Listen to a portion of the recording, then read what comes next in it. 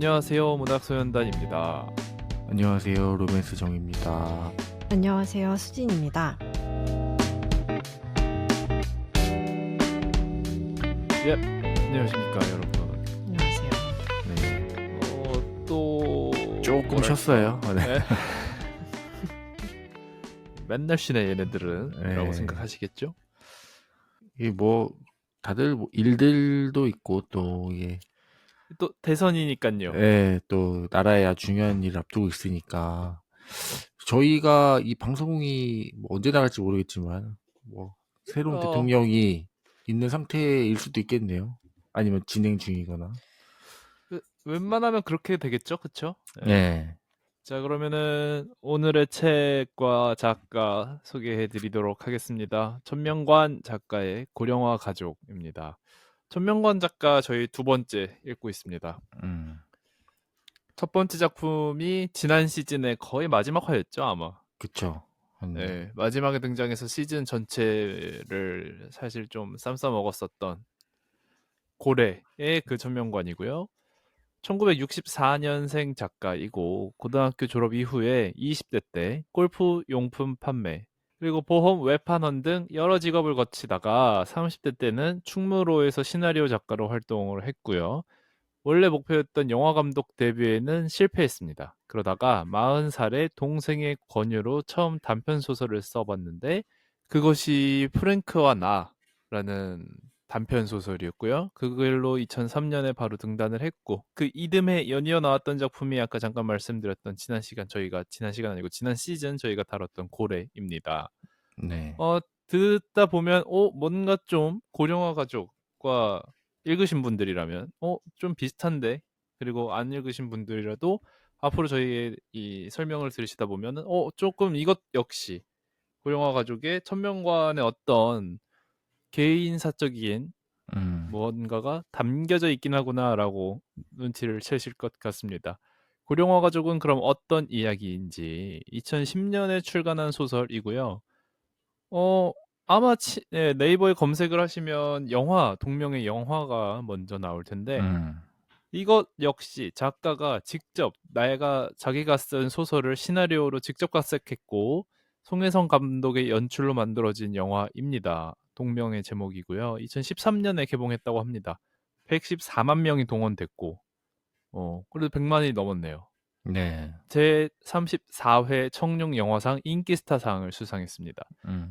어떤 캐스팅이었는지 말씀드리자면 주인공 여기서 나로 나오는 주인공 역을 박해일 씨가 했고요. 네. 그리고 형 한모 역의 윤재문 씨. 네. 그리고 여동생 미연 역의 공효진 씨. 그리고 엄마 역의 윤여정 씨. 그리고 조카죠. 주인공 기준으로는 민경 역의 진지희 씨가 분했습니다. 이 윤재문 씨 빼고는 다들 뭐 구설수 없이 잘 지내시는 윤재문 씨 무슨 분들이네요. 구설수가 있죠? 무슨 구설수가 있었죠? 이분이 그 음주운전 삼진아웃 3번 걸린 아, 사람이잖아요. 아, 그래요? 네. 네. 어떻게 보면 괜찮은 캐스팅이었네요. 고령화 가족에서 형 한모는 이런저런 전과를 갖고 있는 인물이었기 때문에 심각하죠, 진짜. 이런저런이 좀 심각하긴 합니다. 자, 어떤 이야기일까요? 줄거리 설명드릴게요. 주인공 박해일 씨가 분했다던 그 주인공의 이름은 인모입니다. 40대 남자이고요. 삶이 매우 지금 팍팍하고 퍽퍽합니다. 첫 입봉작이 흥행 참패를 했고 그것도 모자라 아내는 헬스 트레이너와 바람이 난 인물이 바로 주인공 임모입니다. 물질적으로도 정신적으로도 삶이 피폐해지면서 설상가상 집주인한테도 이제 좀 집을 빼줘야 된다라는 얘기를 들으면서 무너지는 그 순간에 엄마에게서 전화가 걸려옵니다. 임모야, 닭죽 해놨는데 먹으러 올래? 너무 정말 티피컬한 한국의 어머니이죠. 지금껏 그런 초대에 티피컬한 한국의 무뚝뚝한 아들처럼 한 번도 응한 적이 없는 아들 임모는 그날따라 허기가 져서 그냥 알겠다. 그렇게 엄마 집으로 향하게 됩니다. 가서 맛있게 배부르게 먹고 당연히 잠이 쏟아져 오고 소파에서 그렇게 잠이 들다가 한참 후에 눈을 떠보니 거실에서 잤겠죠, 소파에서. TV 소리가 들리고 뭐지? 하고 TV 쪽을 살펴보니 오랫동안 연락도 안 하고 지냈던 형 한모가 TV를 보고 있습니다. 52살, 120kg의 거구이고 폭력과 강간, 사기와 절도로 전과 5범 네, 인물입니다.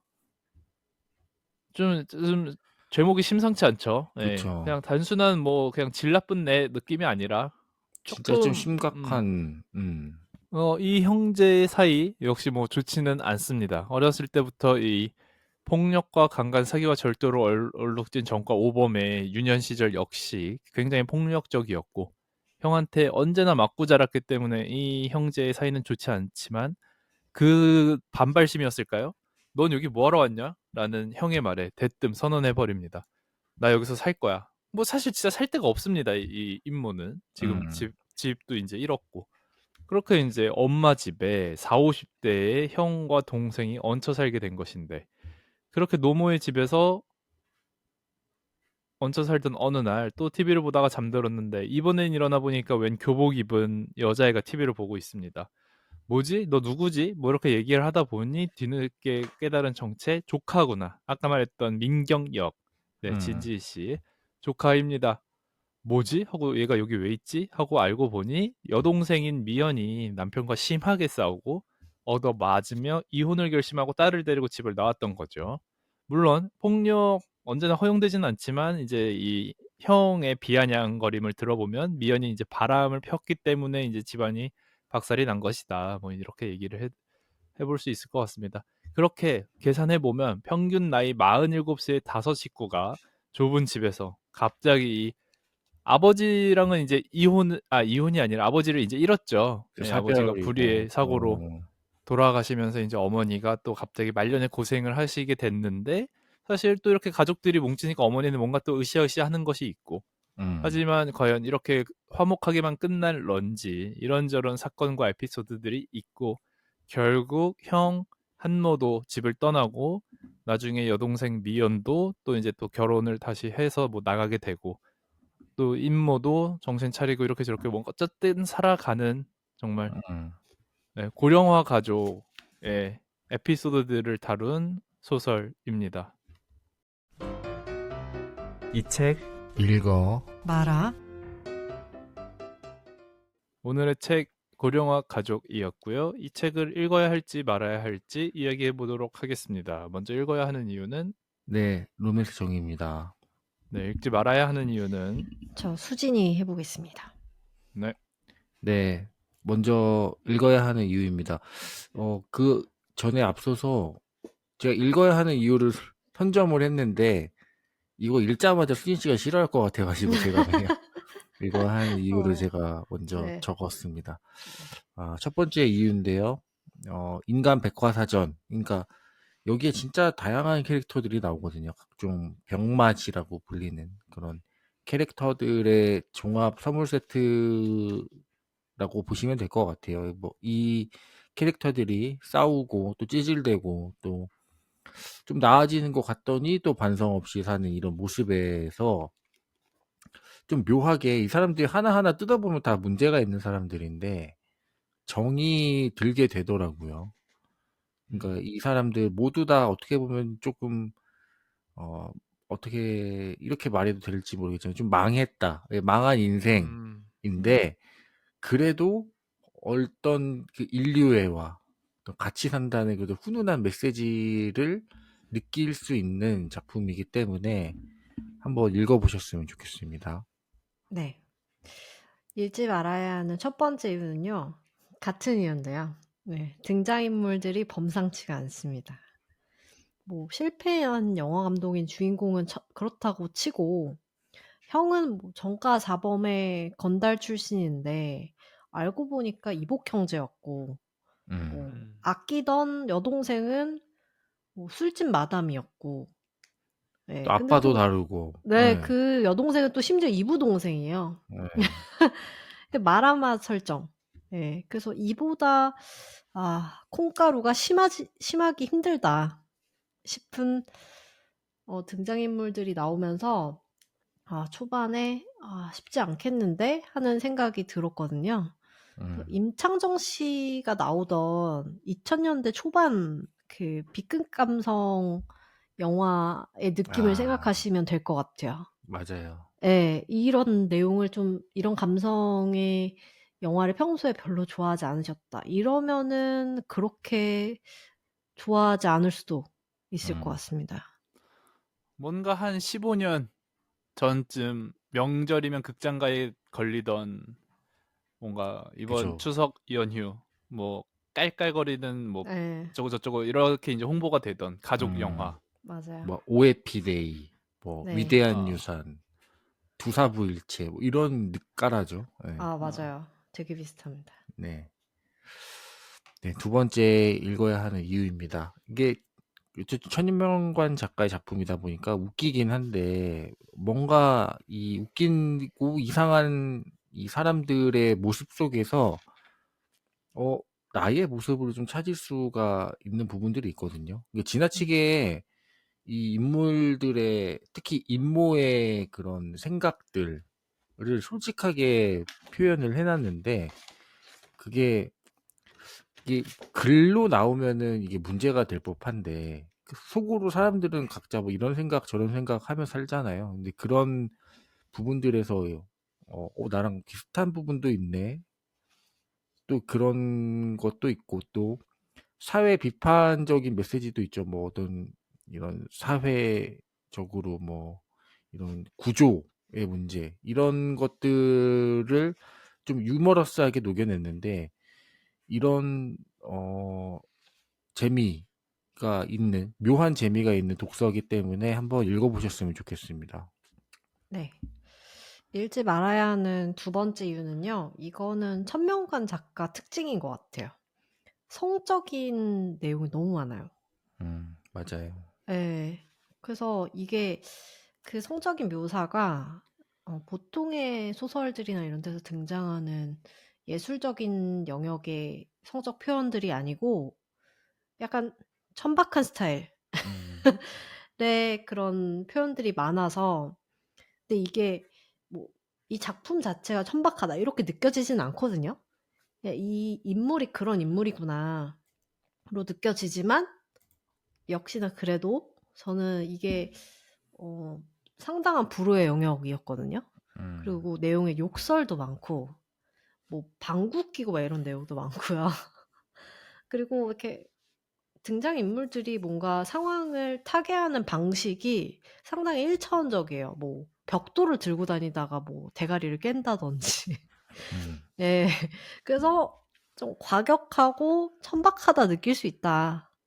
네. 읽지 말아야 하는 두 번째 이유였습니다. 그렇죠. 이거를 공립 도서관에 둬도 되나?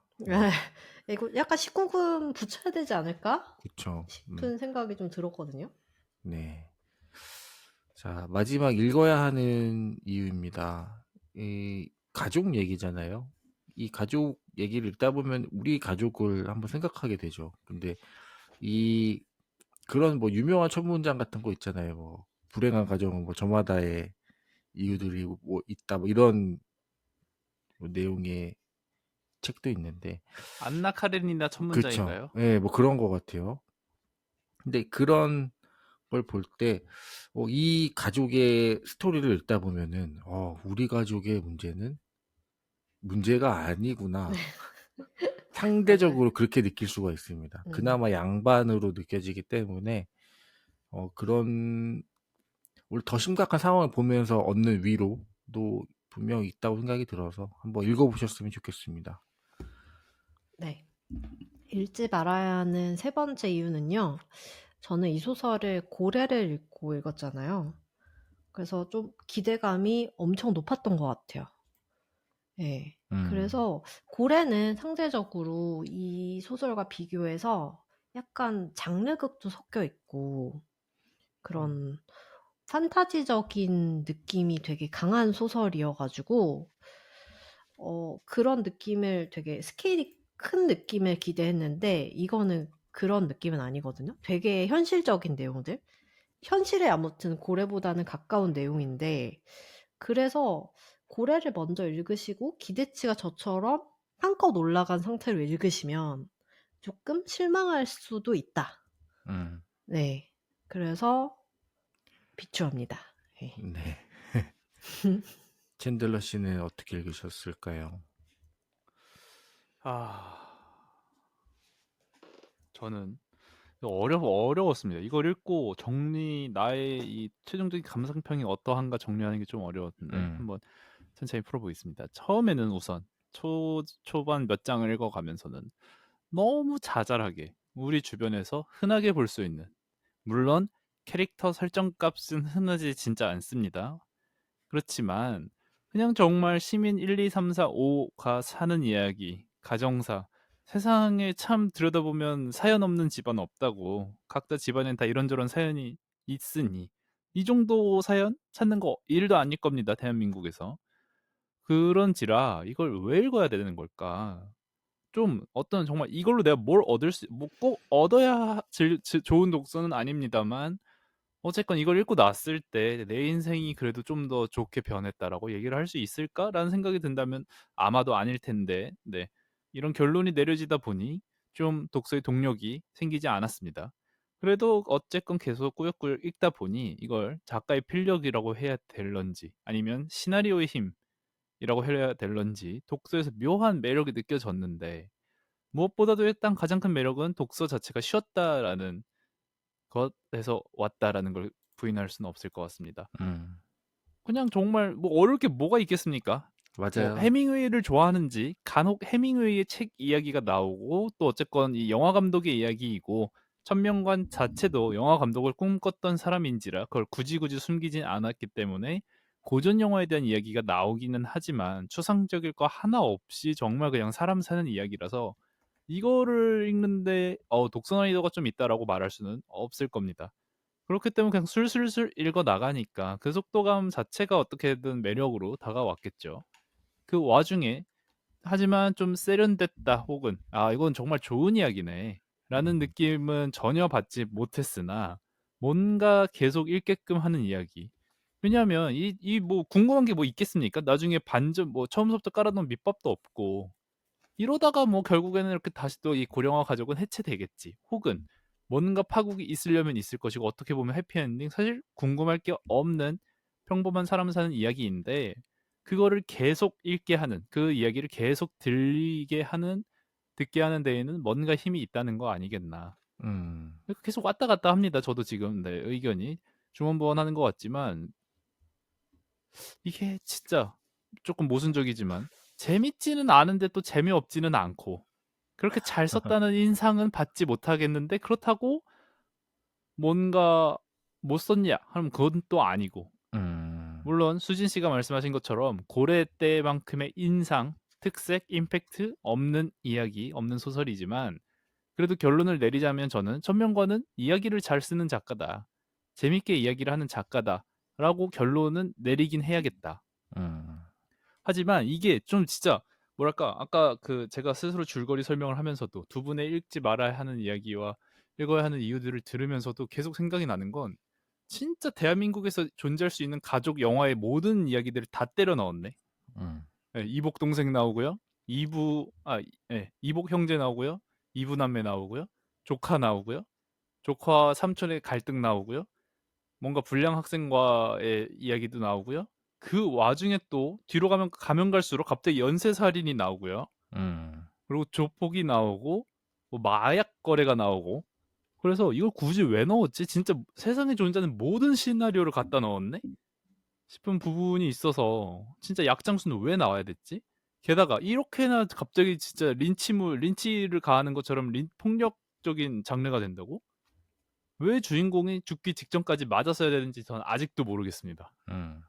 게다가 주인공이 마지막에 아픈데 이제 캐서린이라는 또 여자가 등장해서 이걸 보살펴줘야 돼서 나오나?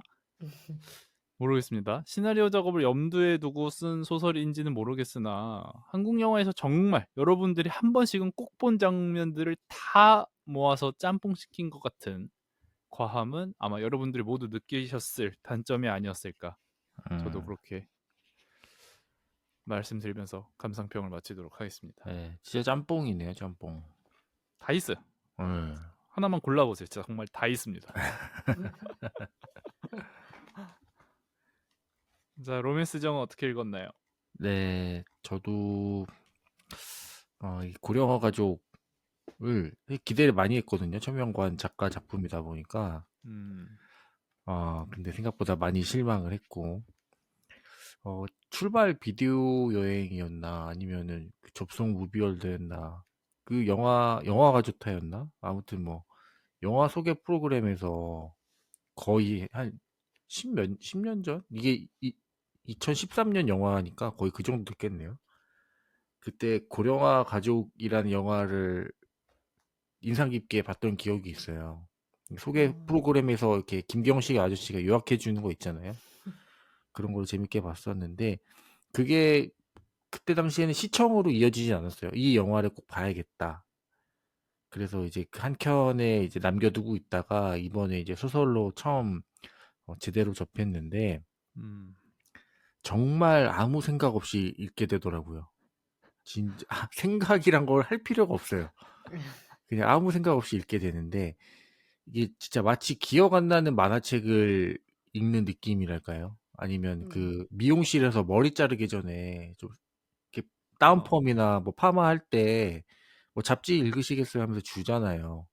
그때 음, 대충 뒤적뒤적 하는데 저희가 이거를 그냥 그림 보고 뭐 이 사람 인터뷰했는데 이런 거나 보지 사실 아무 생각하지 않고 읽는데 딱 그 정도의 느낌이었습니다.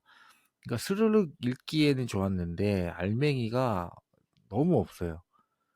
그리고 이 천명관 작가가 영화 감독을 꿈꿨다고 했는데 이게 본인의 소설로도 본인이 감독을 하지 못했어요.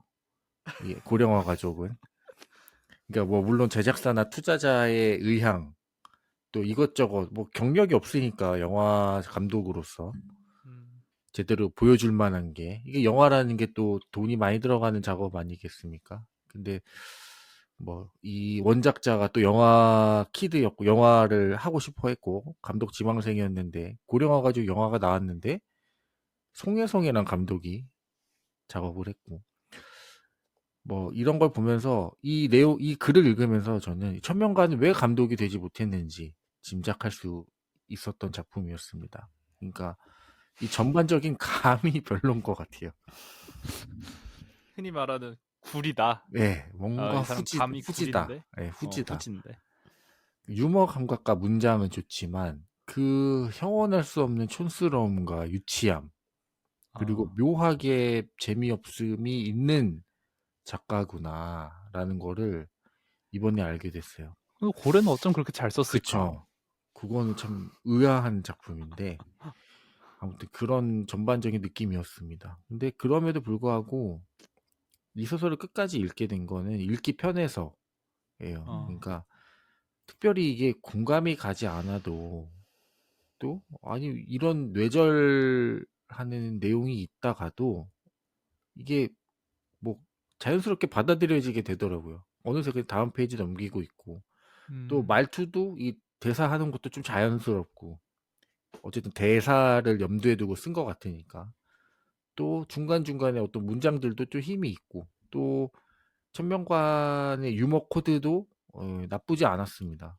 어느 정도는 그 무겁지 않게 아무 생각 없이 그냥 읽기에 딱 좋은 책이었고 또 그러다 보니까 결국 이 고령화 가족은 어떤 작가가 울림을 주고자 쓴 소설이 아니라 기분 전환용 간식 같은 소설이 아니었나. 그냥 가볍게 웃고 금세 이렇게 잊어버릴지 모르겠지만 그 뭐 킬링 타임, 뭐 팝콘 무비 뭐 이런 얘기 하잖아요. 딱 그 정도의 그 순간만큼은 꽤 괜찮은 작품이었습니다. 그래서 뭐 가끔씩 뭐 인스턴트 음식이 뭐 몸에는 나쁘지만 기분 전환에는 정말 도움이 많이 되잖아요.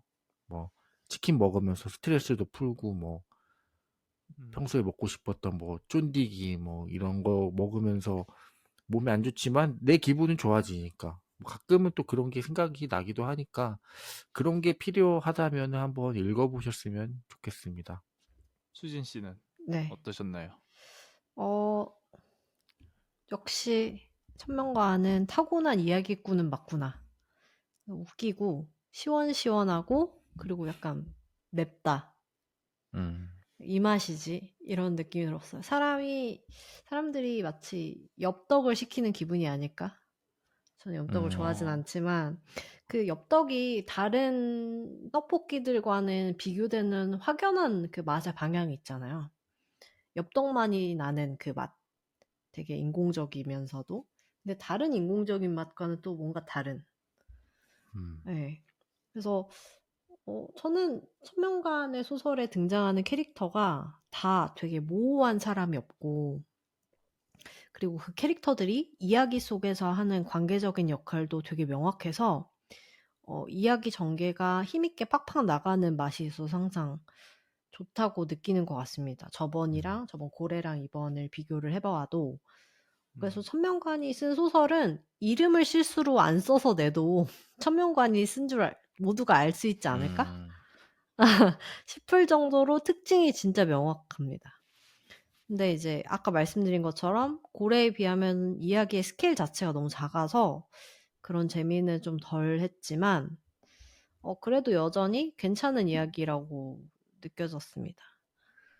그리고 저는 결말이 좀 아쉬웠어요. 전형적인 좀 CJ 감성의 신파 같다. 그거 네. 정확하네요. 전화를 딱 받아가지고 엄마는 어떻게 계셔? 엄마는 작년에 돌아가셨어. 그러니까 바로 흐느끼는 형. 맞아요. 망나니처럼 살았던 형이 갑자기 자기를 도와주더니 도망가서 해외로 가고. 해외로 어디로 나 잠적했는데 찾지 마라. 그 사이에 딱 엄마가 돌아가시고 또 형은 또 갈 때 자기가 나름대로 사랑했던 여자를 데리고 밀월 여행 떠나듯이 갑자기 훌쩍 떠나는. 공항 추격신 있죠? 예. 음.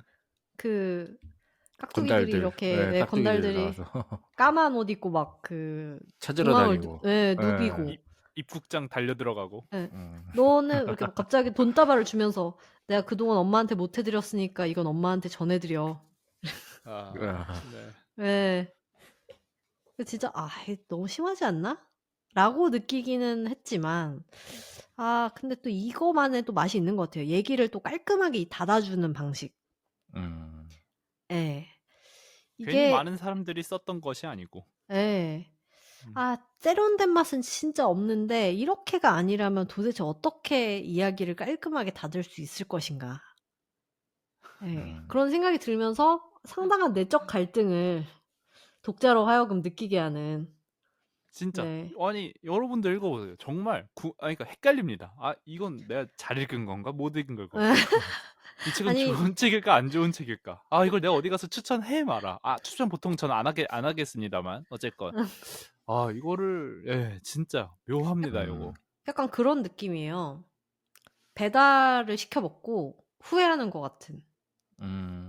약간 그 배달비랑 뭐 시켜 먹고 근데 내용을 생각해 보면은 별거 아니에요. 떡볶이 이런 건데 돈을 되게 많이 주게 됐어요.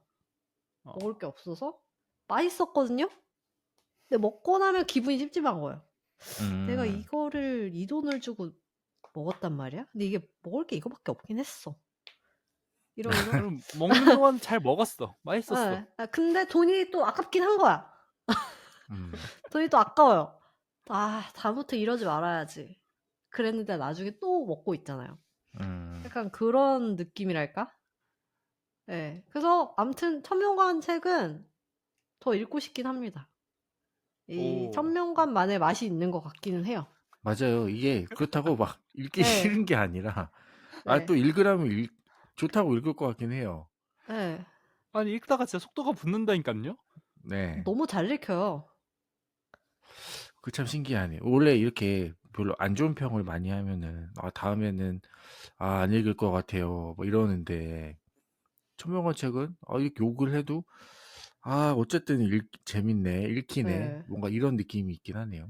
좀 자극적이고 속속 들어와서 이 맛을 잊을 수는 없을 것 같아요. 이 맛이 있어요. 제가 말씀드렸잖아요. 이름을 안 써도 된다니까요. 출품할 때 이름을 안 써도 돼요. 누군가 대신 써줄 수가 있을 정도로 아이, 아, 또 얘 안 또 써서, 이름 안 썼네. 아, 이름 안 써내셨네, 진짜. 이러면서. 네. 여러분도 꼭 한번 읽어보시고 이 맛이 어떤 맛인지 한번 느껴 보신다면 좋겠습니다. 예. 이게 저희가 뭐 추천드리려서 이런 말씀하는 게 아니라 그냥 한번 읽어보셨으면 좋겠어요. 네. 저희가 왜 아이, 이렇게 헤매는지. 네. 뭐, 엽떡, 그런 분들께 엽떡 드셔보신다 생각하시고. 네. 아니 나 지금 갑자기 독서에 막 물이 올랐어. 아, 나 이 고양등 감정을 잘 이어가고 싶어. 아, 독서에는 감동이 있어. 요 즐거움을 아신 분들은 굳이 그 즐거움이 잠깐 떨어질 수 있습니다. 그냥 야, 나 요새 책 한 권 읽기가 이렇게 힘들다. 아, 나 왜 이렇게 다 어렵냐 책이 하시는 분들께 그래도 이 한 권 완주할 수 있을 겁니다 라면서 다시금 책 읽기의 즐거움을 좀 책이 독서의 만만함을 독서 사실 만만한 거야 라고 용기를 북돋아줄 그럴 책이지 않을까. 네. 저도 이 책을 읽으면서 내가 이 책을 다 못 읽겠다는 생각을 단 한순간도 한 적이 없어요. 이거는 내가 그냥 다 읽겠구나. 그 느낌이 딱 오거든요. 이게 뒤에 어떤 내용이 펼쳐지든 나는 이걸 다 읽을 수 있을 거라는 그런 어떤 확신 같은 게 생기거든요. 그래서 지난번에 그런 그 책 부분이 뭐였습니까? 있습니다. 저희 엄청 오래 걸렸던 거. 이 영원한 천국 전국. 그쵸. 읽으면서 느껴지죠? 야, 이거 조금 빡세겠는데? 그쵸. 아, 내가 다 못 읽을 수도 있겠다. 이 네. 생각 들죠. 그 초반부터 정반대. 빡세죠. 읽으면 야, 이거는 뭐 이거 한 내일 이번 주말이면 다 읽겠다. 뭐 이런 느낌. 느낌 바로 옵니다. 그런 책이었고요. 아무튼 고령화 가족 참 많은 인물들이 나옵니다. 엄마, 삼남매, 조카. 자, 여러분들은 누구에게 가장 뭐랄까요? 누가 가장 기억이 남나요?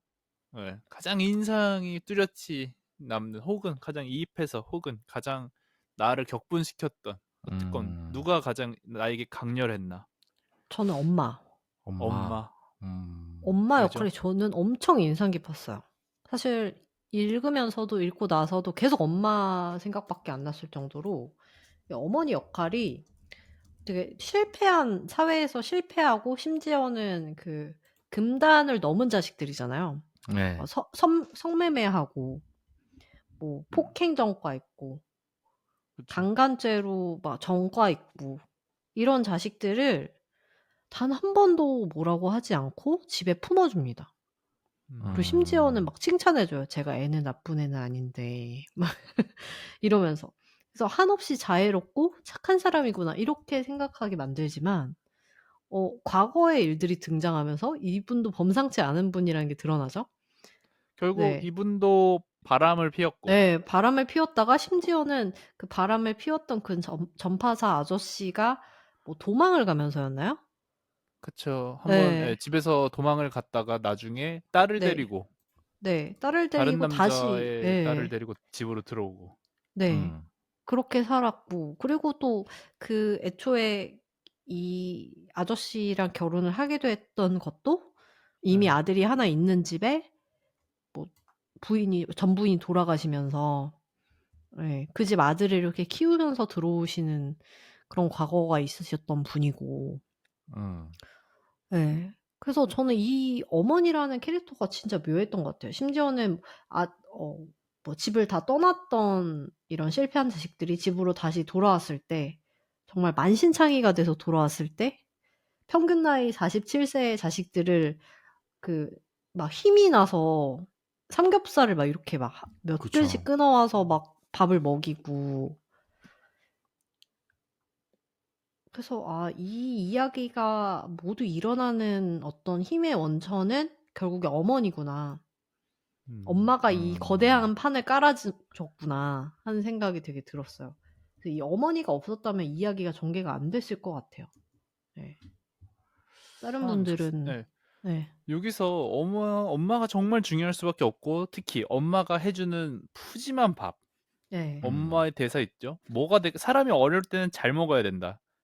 어떻게 보면 저는 이 소설을 관통하는 문장인 것 같긴 한데 왜 정말 진짜 묵묵히 아무 말 없이 꾸역꾸역 비속어입니다만 처먹는 모습을 보게 될 때 네. 당연히 꼴 보기 싫죠. 정말 진짜 우적우적 개걸스럽게 먹을 때 사람이 당연히 어떤 종류의 천박함 혹은 너무 정말 어떤 생물로서의 이 본능, 그 개걸스러움, 음, 처먹음에서 오는 그 바닥의 느낌이 있는데 결국 인간은 먹어야 사는 특히 이 한민족은 우리나라는 밥이잖아요.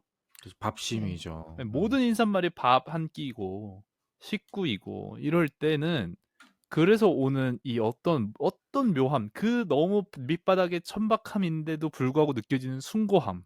음, 저는 그게 이 책을 결국에는 뭔가 한국인들로 하여금 뭐랄까 묵직한 스토리로 다가가게 하는 것이 아닐까. 네. 음, 어떻게 맞아요. 보면 신파와 클리셰의 투성인데도 불구하고 그것이 너무 가벼운 이야기라기보다는 그래도 뭐 한 방이 있는데 뭔가 묵직한데 이야기가 라고 느껴지는 데는 정말 그 밥의 역할이 좀 셌다고 생각을 하거든요. 맞아요.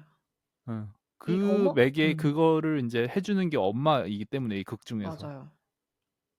맞아요. 그 듣고 음, 보니까 맞는 것 같아요. 이 어머니의 역할이 없었다면은 이 자식들이 이 온갖 사고를 치고 다니는 이 뭐랄까요? 이 상황들이 곱게 안 보였을 것 같아요. 음, 근데 어머니의 이 사랑 어린 이 시각으로 독자들이 이 인물들을 볼 수 있게 되는 것도 결국에 어머니의 역할이 아닌가. 맞아요. 그리고 또 네. 엄마 대사도 많이 안 나와요. 네. 그러니까 엄마는 이렇게 자식들이 다 들어왔는데 어떤 마음일지, 뭐 엄마는 뭐 어떤 생각일지 이런 게 사실 나오진 않잖아요. 네. 그냥 밥을 간간이 뭐 대사로. 해주고, 뭐 자식들 편 들어주고 뭐 이런 네. 역할로 나오는데, 어쩌면은 이게 되게 한국 사람만 느낄 수 있는 정서일 수도 있겠네요. 밥을 밥이라는 거. 예. 밥을 해준다는 거에서 오는 그 따스함. 이 모르긴 느, 몰라도 핀란드 사람인가는 못 느끼겠죠. 집에 놀러 와도 밥을 안 준다는 그 핀란드 아, 사람들은 못 그쵸. 느끼는 그거겠죠. 오히려 느낄 수 있지 않을까요? 밥을 준다는 것은 정말, 정말 가까운 관계를 의미하기 때문에. 아, 그들에게는. 이러고 있는데 밥을 준다고? 반대로 그렇게 느낄 수도 뭘 있지 잘했다고 않을까요? 밥을 주지? 이러면서. 진짜 찐사랑이구나. 그렇게 느낄 어. 수도 있을 것 같아요. 로맨스 다른, 정에게 강렬했던 저는 인물. 수자 씨, 미용실 수자 씨. 수자씨, 수자 씨. 진짜 매력적인 캐릭터인 것 같아요. 그 맞아요. 그쵸. 그 영화, 동네, 예, 맞아요. 어머니네 동네에 미용실을 운영하고 있었던 노처녀 같은 포지션? 예. 동네 노처녀 같은 포지션인데 뭔가 매력적인 음, 외형으로 나오고 그렇기 남편과 때문에 이혼을 예전 하고, 적서부터 그 지역에서 머무고 있던 형 한모는 벌써 이제 뭐랄까 수작을 부리고 있었고 맞아요. 뒤늦게 이 동네에 들어온 임모 역시 꿰은 없습니다. 그냥 넘어가는 거예요. 이 노총각들이. 아, 노총각 매력적인, 아니죠. 예. 아무튼 이 남자들이 넘어갑니다. 뭐 약간의 그 백치미도 있고, 어. 맞아요. 그 뭐 임모가 이렇게 영화 감독이라고 하면서 막 어디서 본 영화 이렇게 풀어가지고 제가 이걸 찍고 있는 영화가 뭐 이런 영화고 막 이런 얘기를 하잖아요. 근데 거기서 어머 그래요 이러면서 막 어떻게 되나요? 갑자기 영화 스토리 때 눈물 흘리고, 그리고 뭐 결정적인 순간에 뭐 임모 씨는 저를 사랑하지 않잖아요. 뭐 이러면서 맞아요. 어떤 그런 순수한 모습들. 그 마지막에는 또 형과 형 한모와 같이 동남아로 떠나는 또 뭐 이 예, 충무로의 이 명품 조연이라고 일컬어지는 중년 배우가 맡는다면 대단히 인상적인 캐릭터로 남을 것 같은. 그렇죠. 영화에서는 그 예지원 배우가 했더라고요. 아, 그렇구나. 예, 적절하네요, 정말. 그쵸. 딱 그 정도의 캐릭터인데 이 수자 씨 나올 때가 참 재밌더라고요. 뭔가 그 임모의 그 노력과 어떤 수자 씨의 어떤 그런 순수함과 거기서 오는 어떤 방어하는 모습과 이런 게 어떤 게임을 보는 듯한 느낌도 들었고, 참, 그 고령화 가족이라는 이 소설 안에서 가장 어떻게 보면 순수한 인물이었던 것처럼 느껴져서 예, 인상이 깊었습니다. 맞아요. 창가 방패죠. 음. 챈들러 씨는 저는 역시 한모인 것 같아요. 왜냐하면 그러니까 이렇게 그러니까 대단할 거 없는 이야기를 쓸 때 캐릭터 설정을 굳이 이렇게 강하게 들어간다고 싶은 캐릭터였어요, 저한테는. 아니 음. 모든 게 다 과해요. 이게 그 전과 오범의 그게 그거잖아요. 폭력, 강간, 사기, 절도. 이걸 다 한 단계씩 낮춰도 돼요. 맞아요. 너무 그 세요. 예, 굳이 음. 이렇게까지 정말 중범죄여야 하나? 그냥 경범죄로 얼룩져도 전과 오범 만들 수 있거든요.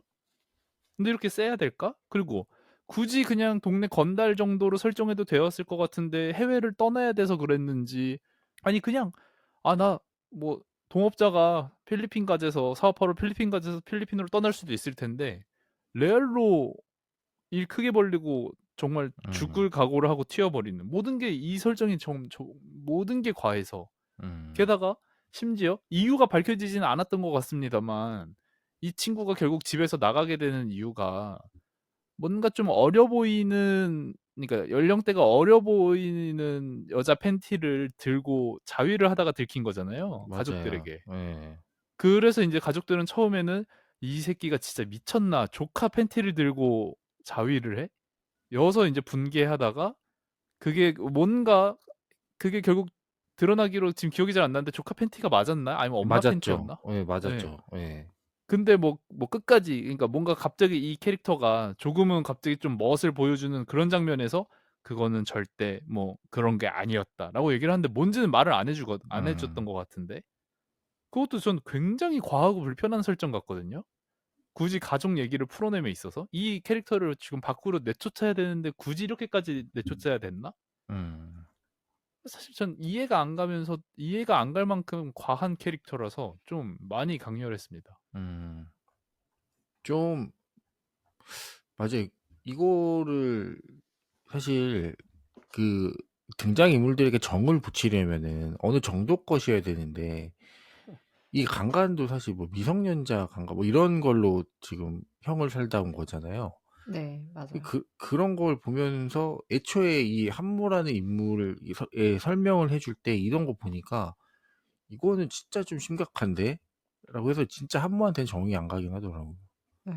그래서 희대 정말 나쁜 놈으로 초반에 보여주다가 그래서 집안의 빌런 역할을 계속하다가 나중에 나쁜 일을 저지르긴 하지만 결국에 가족한테 도움을 주기 위해서 희생하는 모습, 약간 의리 있는 모습 이런 거 보여주잖아요. 네. 사실은 뭐 폭력 전과도 뭐 자기가 싸워서 그런 게 아니고 동생의 와이프가 바람이 그쵸. 났던 헬스 트레이너를 흠씬 패주다가 네, 거기 늦게 나타나는 바람에 이제 좀 상황이 많이 안 좋아졌는데 그거를 자기가 다 뒤집어 썼다.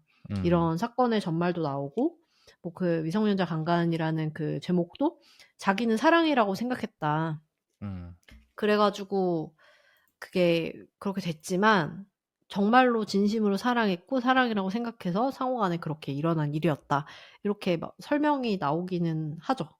이 캐릭터를 사랑하게 독자들로 하여금 애정을 가지게 만들고 싶었던 작가의 의도가 드러나지 않나 싶어요. 예. 참, 네, 약간 그런 네. 그랬구나. 예, 한모가 그랬구나. 이거를 염두에 둔. 그렇죠. 이게 뭐 90년대 말 2000년대 초반 영화였으면은 꽤 넘어갈 수도 있었던 부분일 것 같기도 해요. 근데 네. 요즘 같은 세상에서 이런 맞아요. 설정이다. 이거는 받아들이기 쉽지 않죠. 네, 시대착오적인 그런 표현들이 진짜 많이 있어요. 네. 그래서 좀 이런 표현은 좀 그런데 싶은 표현들이 진짜 많이 등장하거든요. 맞아요. 네. 고래에서야 그게 너무 시대가 좀 애매하게 뭉뚱그려 놓은 어떻게 보면 판타지 같은 세계관 안에 있는 이야기니까 언제인지 모르겠지만 그때는 이랬나 보다 하는데 이걸 현대극으로 끌고 들어오니까 뭔가 대단히 불편하고 치울 수 네. 없는 덩어리를 마주하는 느낌? 맞아요. 그래서 아마 새 책을 내신다고 한다면은 그 출판사에서 약간 검열을 약간 너무 심한 표현은 약간 걸러야 되지 않을까. 그쵸. 네. 이게 지금 나왔다 하면은 출판사에서 과연 어떤 반응을 보였을지도. 네. 근데 여기에는 막 뭐 좀 수위가 여러 개가 있지만 어디 페이지에 뭐 이 오한마라는 한모라는 이 인물이 농담을 하는데 그 삼겹살을 구우면서였나요? 삼겹살을 구우면서 삼겹살이랑 여자는 한 번만 뒤집어야 된다. 이런 얘기를 할 아, 맞아요. 정도로 네. 좀 불쾌하거든요. 어, 네, 근데 그런 게 좀 많아요. 네. 너무 많아요. 자, 그 다음에 이 얘기 좀 해보고 싶었는데, 저는 이 가장 짜쳤던 장면이랄까요? 이것 좀 짜쳤네. 한 장면이 있을까요? 저는 아까 저희가 얘기할 때 나왔지만, 그 공항 추격신 있잖아요. 비행기 뜨고 깍두기들 내려서 막, 어디야? 뭐 이렇게 찾으러 다니고. 하지만, 한모는 떠난. 이것도 짜쳤는데, 제가 좀 짜치다고 생각했던 거는, 아파트 앞에 그 할머니 셋이서 뭐 이 네. 집이 어쩌고 저쩌고 얘기하는 장면이나 네. 또 민경이죠. 그 미연의 딸이 친구들과 이제 뭐 담배를 피려다가 걸려서 한모에게 쫓기고 뭐 5만 원씩 맞아요. 상납하고 요런 게 좀 너무 이거 너무 짜치는데 이 생각이 들긴 했거든요. 네. 그거랑 그 피자를 이렇게 아, 조카가 시켰는데 그거 하나를 못 뺏어 먹어가지고 어른 둘이서 50 넘은 어른 둘이 50은 안 넘었나요? 뭐 47세 뭐 이렇긴 네. 한데 그 둘이 막 그 온갖 모함을 하는 그 장면. 그것도 짜치고. 그 짜치는 감성이 타겟이셨던 것 같아요. 이게 의도한 거면은 어쩔 수 없는데 이 네. 작가가 정말 이 소설을 쓰면 재밌겠다라고 썼으면은 좀 다시 생각해봐야 되는 게 아닌가. 얘네가 얼마나 인간 말종인지, 얼마나 찌질한 인간들인지 보여주고 싶었던 게 아닌가. 다 초반에 그쵸. 등장하거든요. 그런 찌질한 장면들이. 그 아까 말씀하신 그 인상 깊은 인물의 수자씨를 그 형제들이 어떻게 해보려고 막 하던 그쵸. 그런 장면들도 진짜 짜치잖아요. 한 번쯤 진짜 본 장면. 정말 너무 클리셰. 네. 차 빌렸겠죠. 차 빌려서 동해, 항상 동해입니다. 서해인가? 서해, 을왕리 쪽으로. 네. 네. 서해 가서 조개구이, 여기서 회. 예. 그리고 그래서 어떻게든 한번 해보려고. 얼마가 필요할 것이며, 밥은 뭐 그 사람이 산다 쳐도 모텔비는 어떻게 할 것인가, 막 이런 거 고민하는. 진짜 그런 거 진짜 많았죠. 또 뭐가 있었을까요?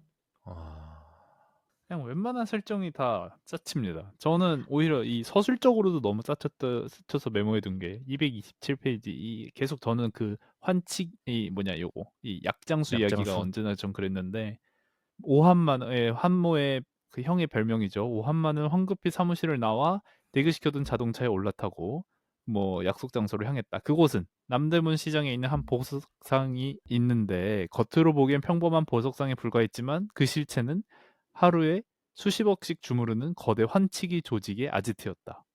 이 그냥 갑자기 정말 뜬금없이 아지트 막 사실은 알고 보니 거대 조직 막 이게 너무 맞아요. 자, 나 이제 설정 들어가. 여긴 그런 상황이야. 갑자기 대뜸 뭐 양복 입고 욕 쓰는 아저씨들이 나와도 이해해줘. 난 이 장면을 그리고 싶으니까. 뭐 이런. 그 때릴 때도 그 도망간 형 대신에 동생을 잡아다 때릴 때도 난 이제 너를 때릴 거야.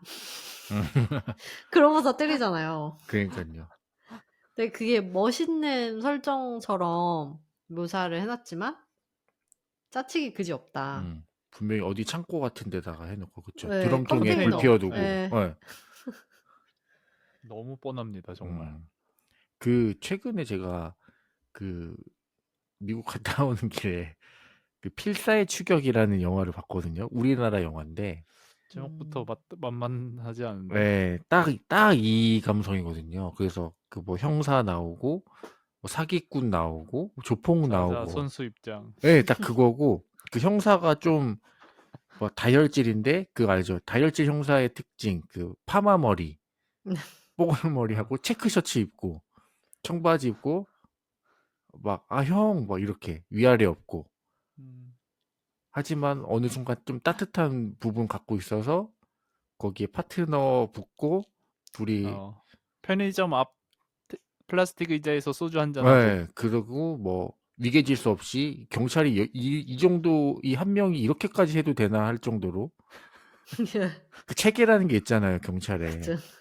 근데 그런 거 다 무시하고 갑자기 총 들고 나가서 막 하고 뭐 이런 내용인데 딱 그 정도입니다. 근데 아예 알고 보면 그냥 어디까지 뇌절을 하나 보자 이런 느낌으로 보신 건가요? 맞아요. 제가 그것 때문에 봤어요. 이거 설마 이러겠어? 설마 이거겠어? 하는 그런 재미로 봤죠. 참, 네. 그 작가가 그래도 이 책에서 전하고자 하는 메시지가 있었던 것 같긴 한데 네, 있죠. 뭘까요? 저는 그럼에도 불구하고 가족은 피는 물보다 진하다. 이 얘기를 하고 싶은 게 뭐 물론 다 배다른 자식이긴 하지만 어쨌든 뭐 누군 아빠 피 누군 엄마 피 이렇게 섞여 있긴 하잖아요. 어쨌든 그 피는 물보다 진하다를 얘기하고 싶었던 게 아니었을까. 그 286쪽에 보면 나는 언제나 목표가 앞에 있다고 생각하며 살았다. 그 이외의 모든 것은 다 과정이고 임시라고 여겼고 나의 진짜 삶은 언제나 미래에 있을 거라고 믿었다.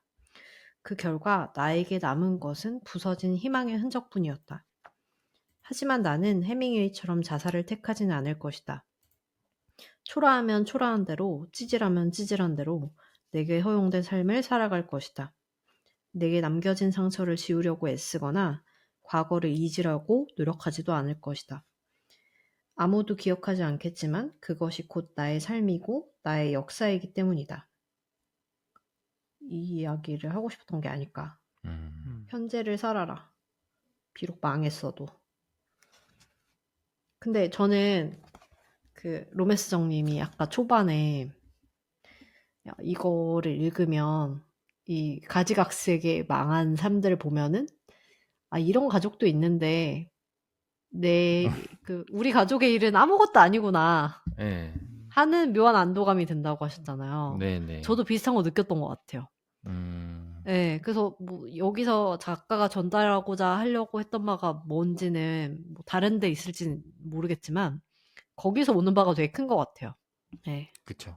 너무 네. 큰 걸 보면은 내게 작아 보이는 거죠. 네. 초연해지는 그런 효과가. 네. 이 사람 앞에서는 내가 어떤 말도 할 수 없는 그런 어떤 무기력함에서 오는 위로가 분명히 있긴 있더라고요. 약간 그 정글의 법칙 뭐 제가 자주 얘기하는 건데 그런 거 보다가 문득 내 주변을 보면은 아 그래도 진짜 다행이다 뭐 이 생각 들기도 하고요. 책 갈피.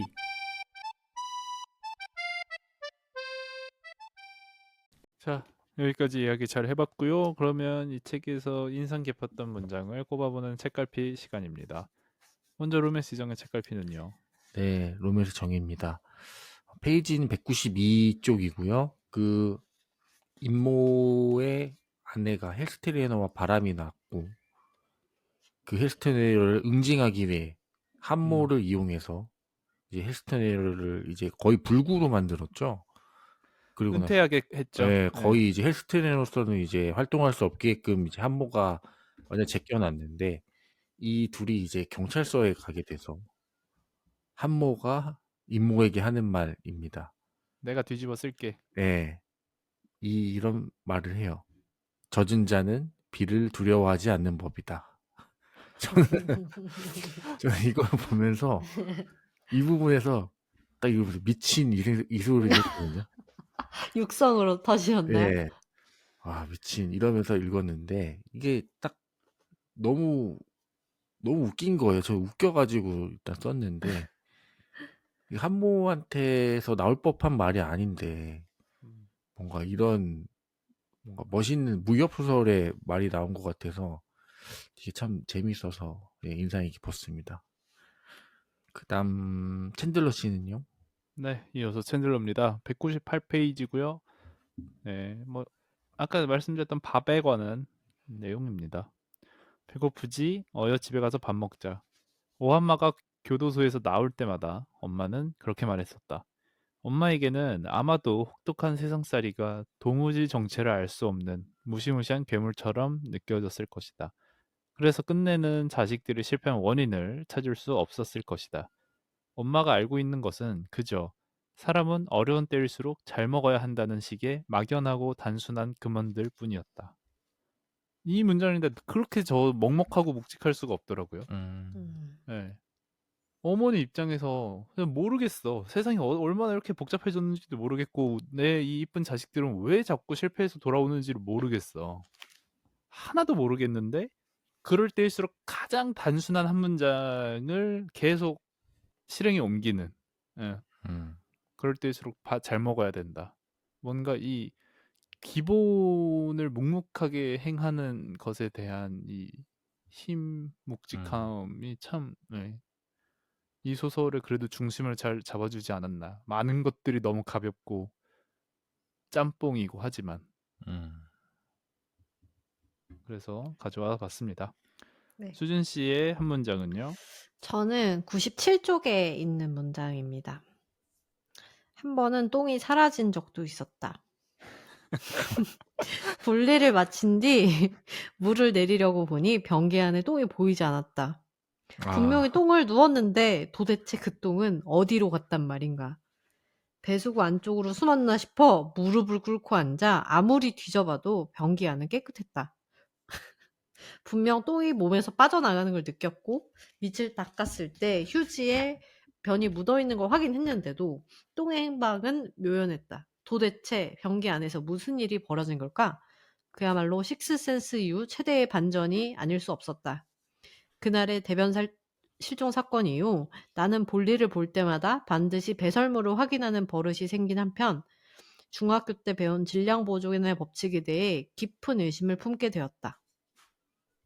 진짜 이거 인상 깊었던 게 뭐냐면 진짜 뜬금없이 나와요, 이 이야기가. 갑자기 그냥 약간의 맥락은 있거든요. 근데 진짜 뜬금없이 갑자기 똥 실종 사건이 갑자기 나오면서 또 그 다음으로는 딴 얘기예요. 그러니까 이 그러니까 이야기가 이것마저도 너무 그 흔하디 흔한 3류까지라고 말 안 하겠습니다. 흔하디 흔한 한국 코미디 영화에서 그냥 한 번은 관객을 웃겨줘야 되겠다라고 넣은 개그씬 있잖아요.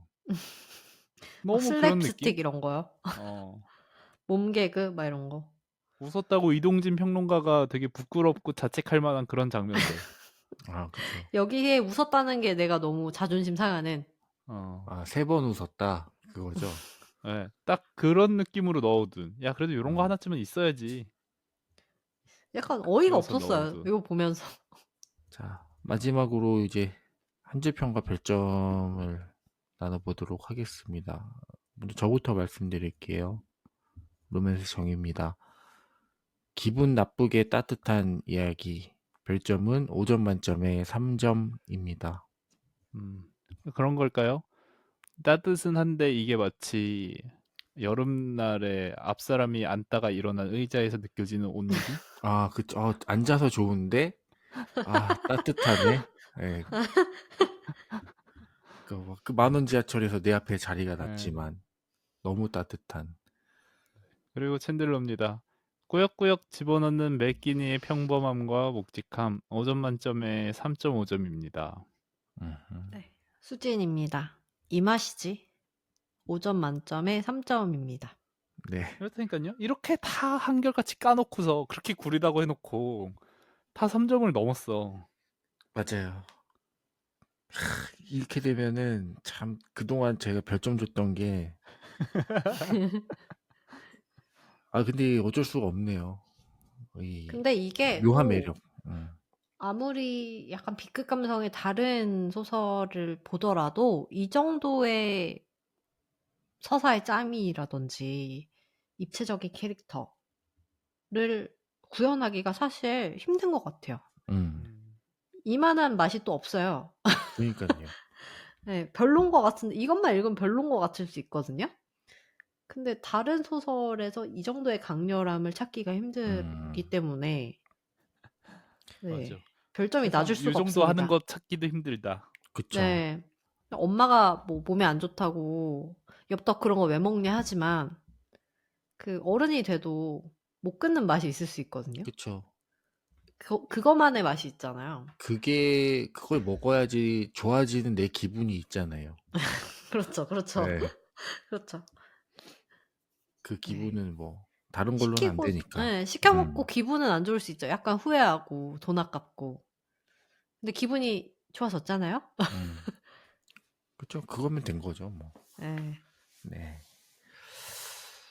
네, 그러면 저희 다음 주에는 황정은 작가의 야만적인 앨리스 씨라는 책을 읽습니다. 이게 장편 소설인데 출간 10주년이 2023년이었나 봐요. 그러면 뭐 2013년쯤 나온 책인 것 같은데 요 책으로 돌아오도록 하겠습니다. 이번에는 뭐 요일 지킬 수 있을지 잘 모르겠네요. 아무튼 최선을 다해 보겠습니다. 그럼 저희 인사 나누겠습니다. 하나, 둘, 셋. 또 또 봐요. 봐요. 봐요.